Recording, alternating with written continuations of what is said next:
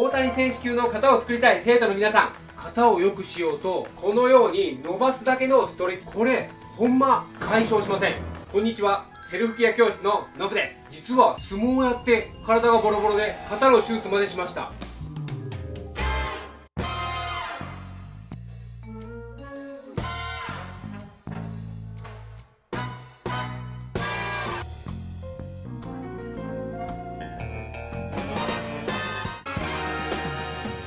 その相撲人生は膝の手術、鎖骨骨折や肩の負傷も重なり引退しました。そのボロボロでどん底の体から復活してきたセルフケアの方法、そしてこの方法はダイエットやアンチエイジング、スポーツのパフォーマンスアップも兼ね揃えていますので、合わせてお伝えしていきますね。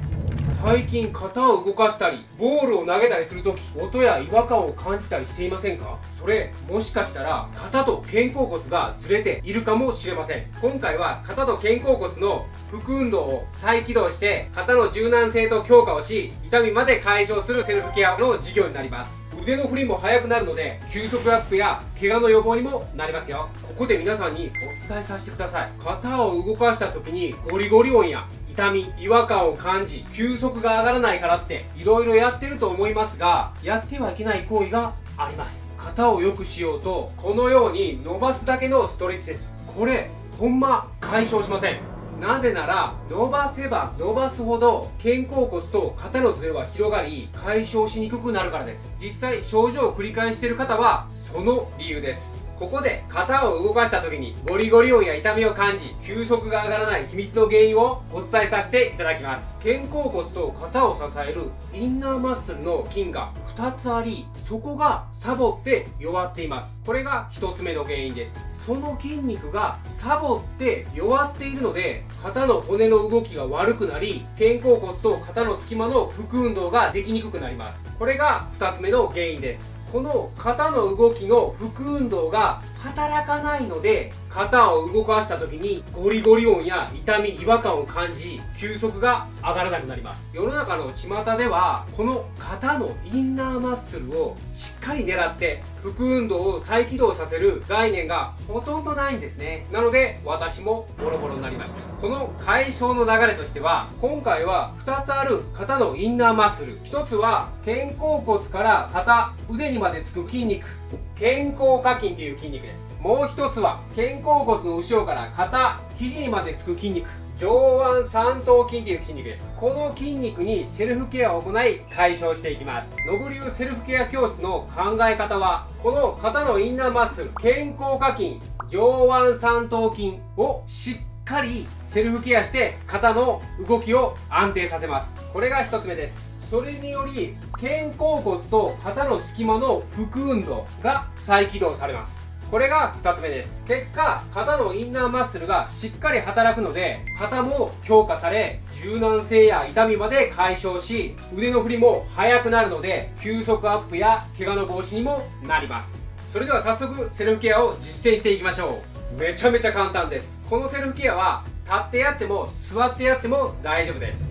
今回は右肩の場合でお伝えします。画面越しではちょっと左に見えるかもしれません。1つ目、肩甲下筋からです。手のひらをこのように外に向けます。次に手首をこのように形で曲げます。そして骨盤のとこにぐっと押し当てます。そうすると肩の前から脇の中の方に力が入りますので、その状態で10秒間、10秒かける3回。ではいきます。ぐっと押し付けます。1、2、3、4、5、6、7、8、9、10。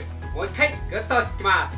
1、2、3、4、5、6、7、8、9、10。ラストもう一回ぐっと。1、2、3、4、5、6、7、8、9、10です。これをするとボールを放った時に肩が痛いのが解消します。2つ目、上腕三頭筋です。手のひらを今度はこのように外に向けます。そして手首をこのように曲げていきます。そして軽く胸を張っていただいてぐーっと肘を伸ばします。そうすると二の腕のところが力が入りますので、その状態で10秒間、10秒かける3回。じゃあいきます。ぐーっと伸ばします。1、2、3、4、5、6、7、8、9、10。もう一回ぐーっと伸ばします。1、2、3、4、5、6、7、18910ラストいきます。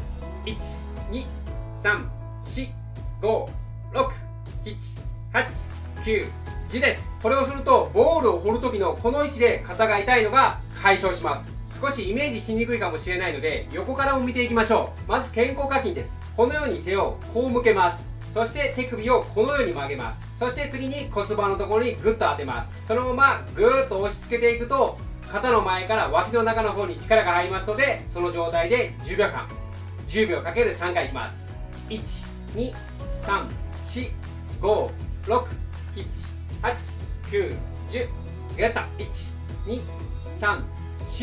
12345678910ラストぐらっと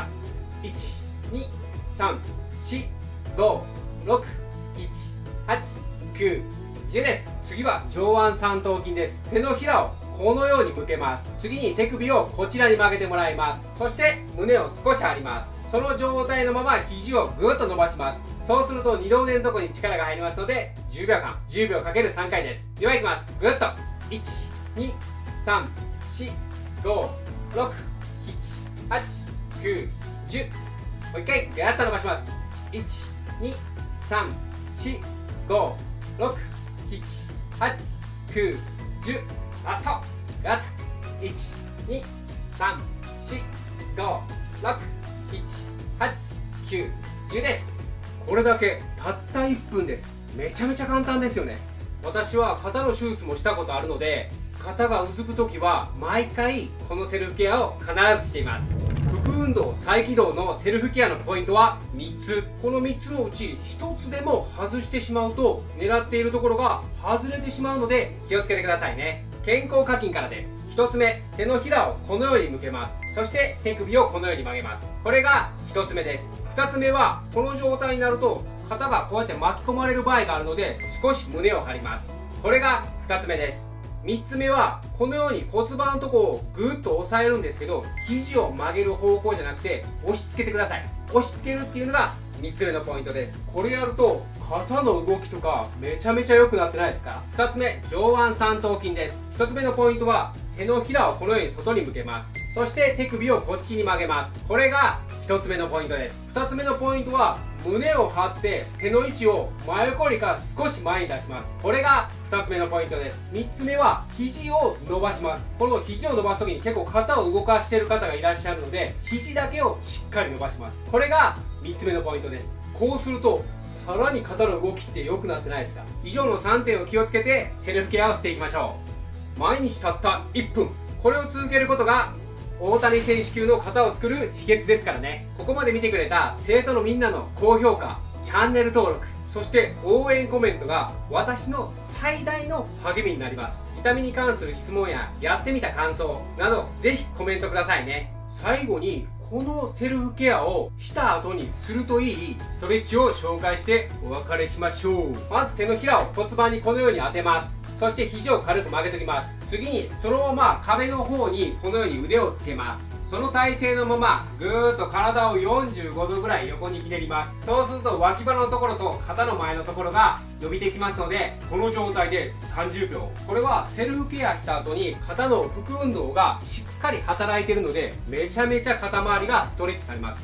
なのでこの順番っていうのが結構重要になります。それではまた次回お会いしましょう。